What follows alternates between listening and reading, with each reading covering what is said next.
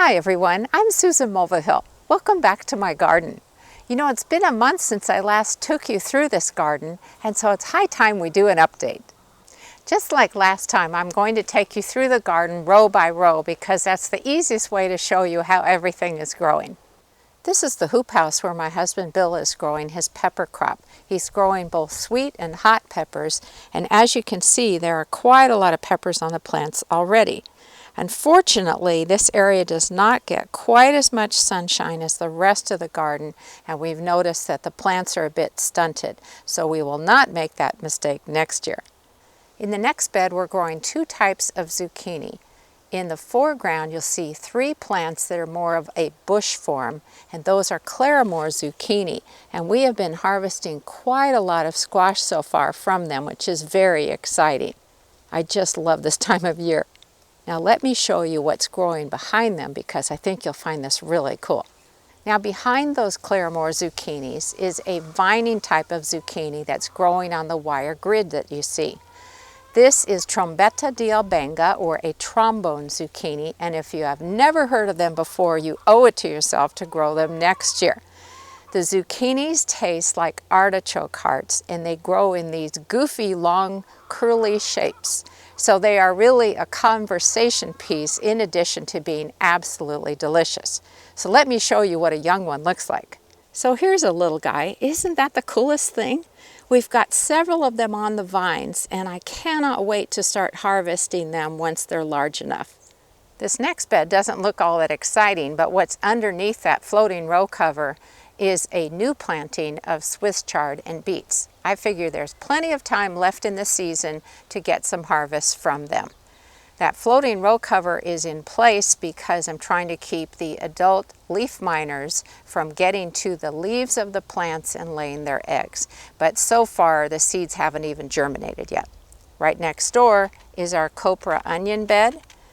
And we have turned off the water to the bed because we've noticed that the stalks are starting to fall over. And when onions do that, that means they are done growing for the season. Once the majority of the stalks have fallen over, we'll pull them and move them to a dry sheltered area to let them dry enough so they can go into storage. This next bed is a little bit of a disappointment, to be honest. This is where I'm growing Purple of Sicily cauliflower, and we've had a few problems with it. For one thing, I've never really had good luck growing cauliflower in our climate. I think it's just too hot and dry, but I had to try it. So we had earwig problems early on. I took a while to put the netting on top. I had originally put on floating row cover because I didn't have any netting yet, and I think the earwigs just felt so at home and so protected under that floating row cover that they did all kinds of damage to the plants. So we have harvested a small head or two from the plants, but that's really it. So I just keep growing them and watering them and hoping to get a little bit more of a harvest, but I'm pretty sure I won't grow cauliflower again. Darn it! In this last bed of the first row, I'm growing rutabagas on the left and 4 rows of carrots. We've already been harvesting some of the carrots. They're a really nice size and they are so sweet and delicious. The rutabagas are amazing. I do have a little bit of cabbage worm damage to the leaves, but we weren't planning on eating the leaves anyway, so I'm not worrying about it. But wait till you see the size of the roots. Okay, are you ready? Holy cow, I had no idea these guys would grow so large, and I'm really tickled that they're doing so well because this is my first year of growing them. I am very excited about using them in stews this fall and winter. In this bed, I'm growing 3 different kinds of tomatoes. Let me show you how they're doing. The first 3 plants in this row are Skyway tomatoes. They were recommended to me by my friend Steve, and I was picturing they were going to be kind of smallish, but they're a really nice size. And notice how they're just starting to turn color. So that is really exciting. I usually grow sun gold cherry tomatoes because they are always so reliable and I think the tastiest cherry tomato on the planet.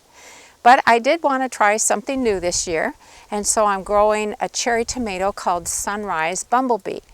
They are going to be sort of a yellowy, rosy color of tomato, and you can see they've got some little stripes on them. So they're a ways from ripening, but I'm really looking forward to trying them out. And this diminutive little cherry tomato is good-hearted. It comes from Proven Winners. It's one that I'm trialing in my garden this year. It only grows about 1 foot tall. This would be so perfect to grow in a container. I just happened to put it in my garden, and now I realize I could have put it in a pot. But it is producing all sorts of grape-like clusters of tomatoes. We've been harvesting them, and they are delicious. So I would definitely recommend this. Now it's time for an update on how our sweet corn is doing in our 4 raised beds. This is Sweetness Bicolor, and it is doing great. We just started harvesting ears of corn on July 29th, just to give you an idea. And of course it is absolutely delicious. Nothing is better than freshly harvested sweet corn, right? But one thing I wanted to point out to you is if you look at the color of the leaves in the second to last bed, and you compare the color of the leaves and even the height of the plants to the bed directly to the right, you will notice quite a difference. So what happened is in the early spring, Bill put some fish scraps in the soil of that bed, and it was kind of partly as an experiment to see how the plants would do, and what a difference that made. So there's a little tip for you. And here's a close-up of one of the ears of corn. Now, if you're wondering how to know when to pick corn, there's a couple of important things you should look at before you pick it. One is to look at the silks that are emerging from the ear, and actually you can see part of them are over here. When they are like dry hair, that is a very good sign, and I'm just going to move that out of the way for now. And then you want to feel the end of the ear.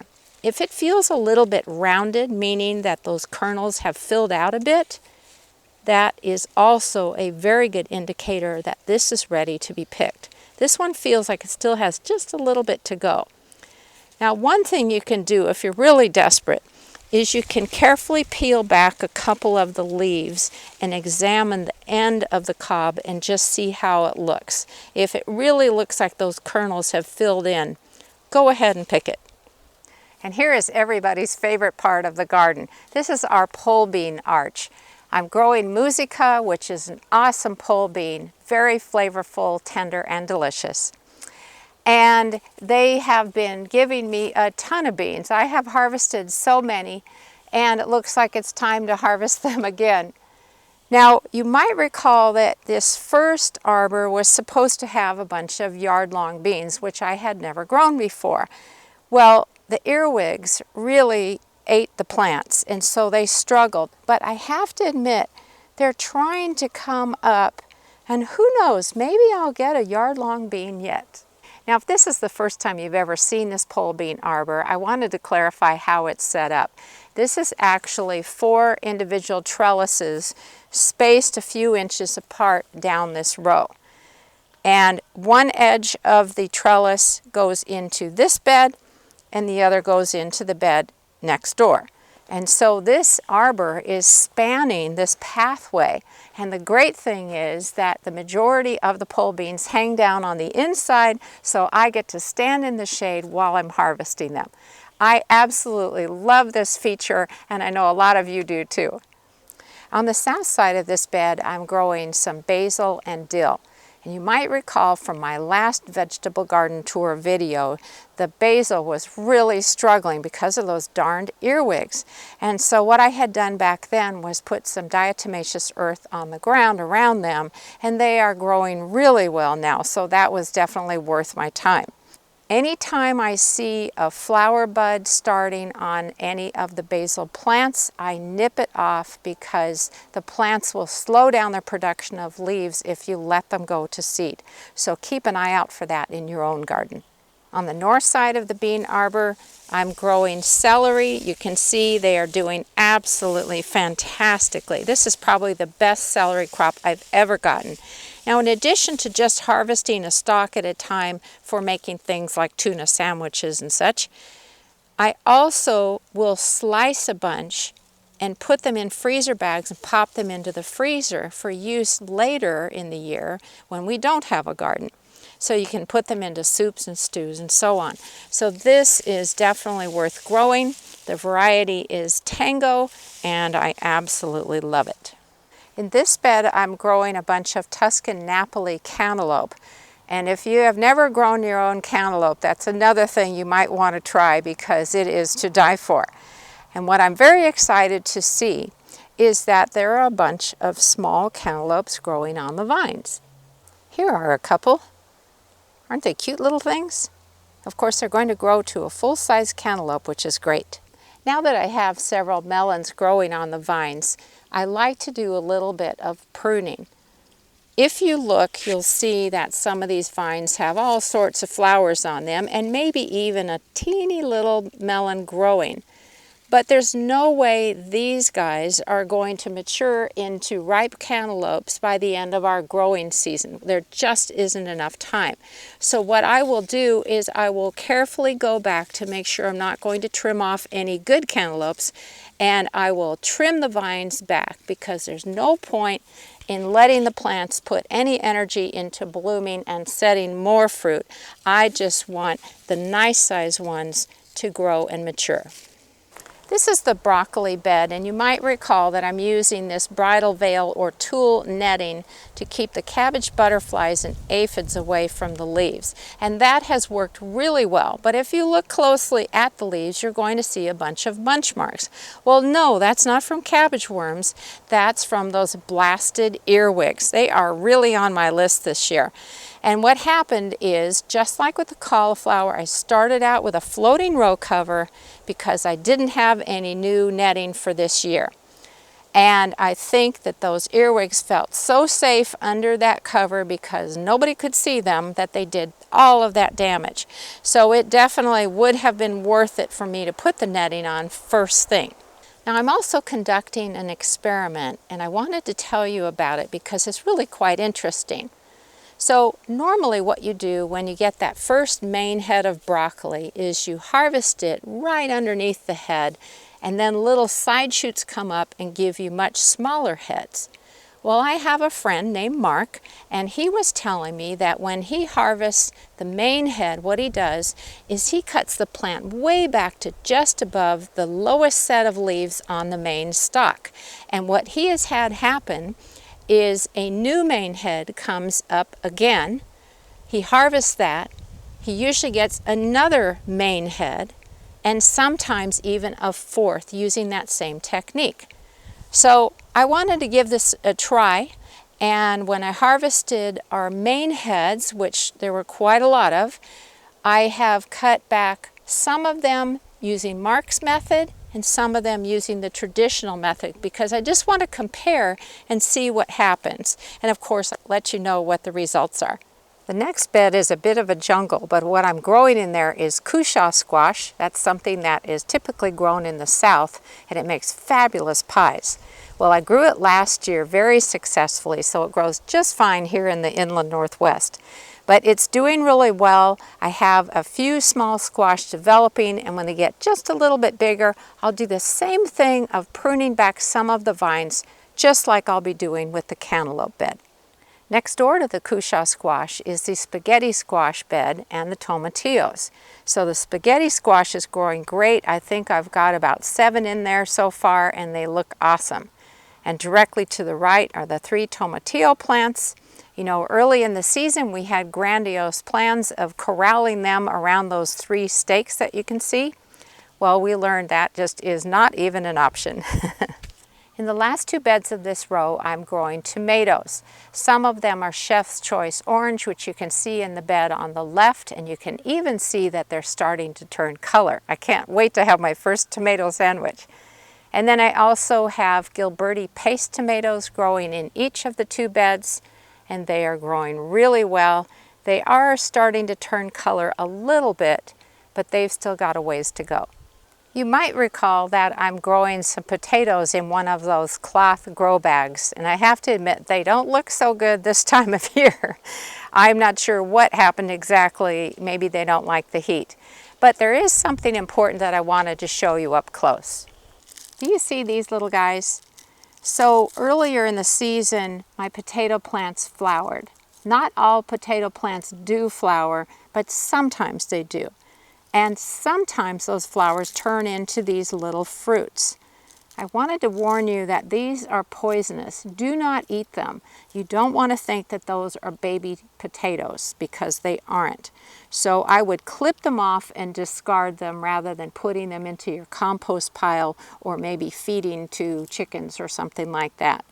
So I just wanted to make you aware of that. It does not always do this, but for some reason this year we had lots of blossoms and we've got lots of these little fruits which I'm just getting ready to clip off and get rid of. In last month's vegetable garden tour, I was telling you how this area of the garden has had some problems.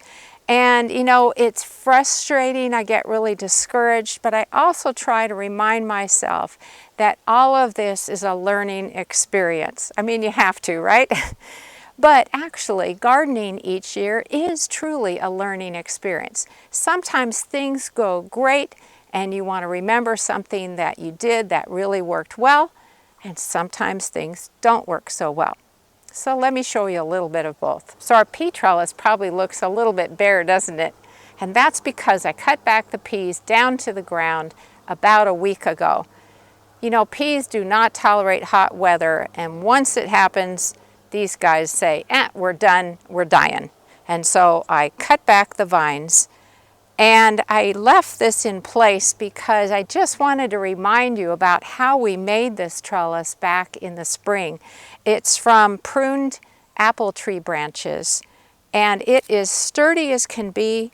We just use a little bit of twine to hold it together, so we have two crossed uprights down the row, and then we put a long branch down the middle where the X's are, and then a little bit of twine.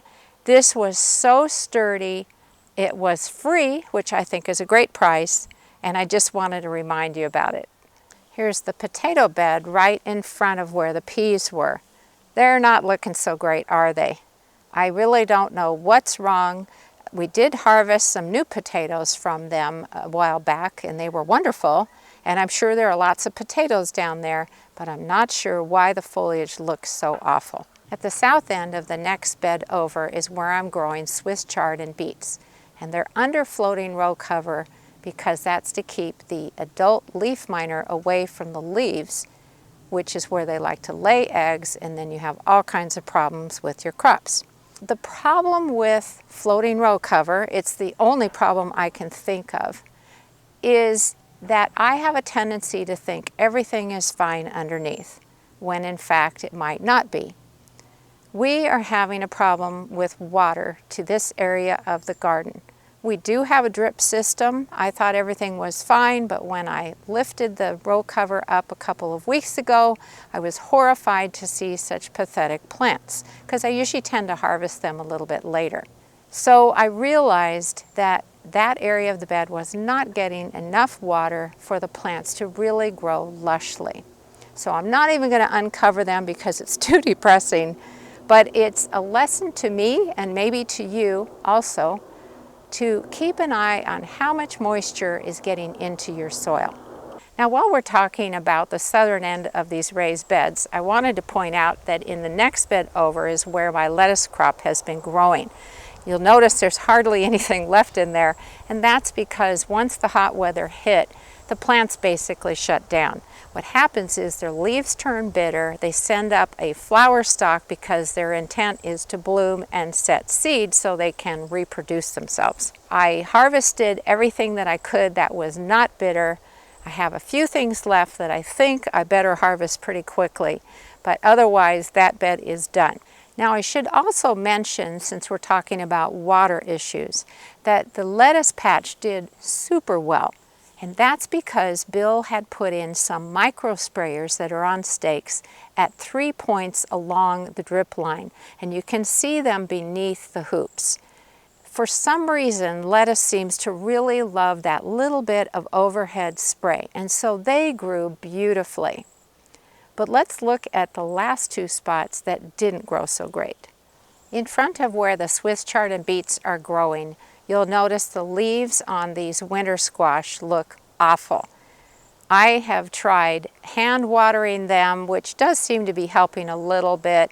I know I've put good nutrients into the soil. I've even given them a little bit of fertilizer, and it's just been very frustrating. Again, we think it is a water issue, and something that Bill is looking into is changing the type of drip system that we have on these beds for next year.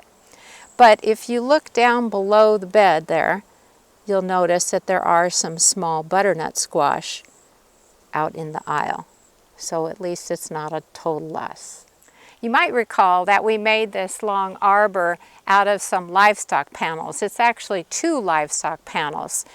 And I've got cucumbers, I've got pumpkins, I've got a few different things growing on it, and they do require a little bit of coaxing to go upward.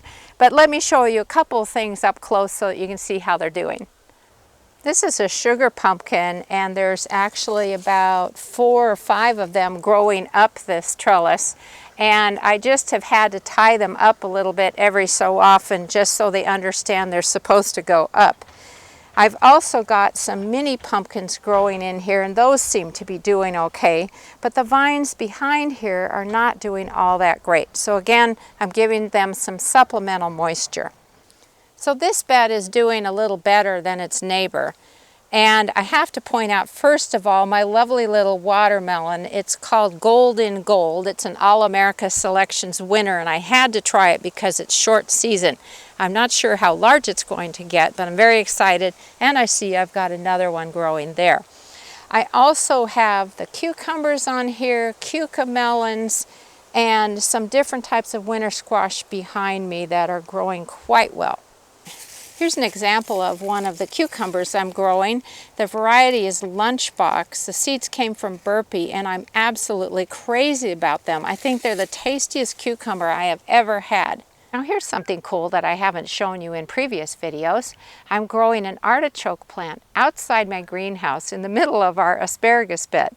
And I'm really excited to see that there is an artichoke that is of the right size to harvest. It's important to harvest them when their leaves on the artichoke itself are nice and tight. You don't want to let them start opening. So I'm very excited about that. That is a green globe, which is very easy to grow. And another thing that I like to do with them is to plant them in the middle of my ornamental beds, because they really create an interesting accent between the texture of the leaves and that gray-green color. Okay, that's the next update on how our vegetable garden is growing. I hope yours is doing great. Happy gardening!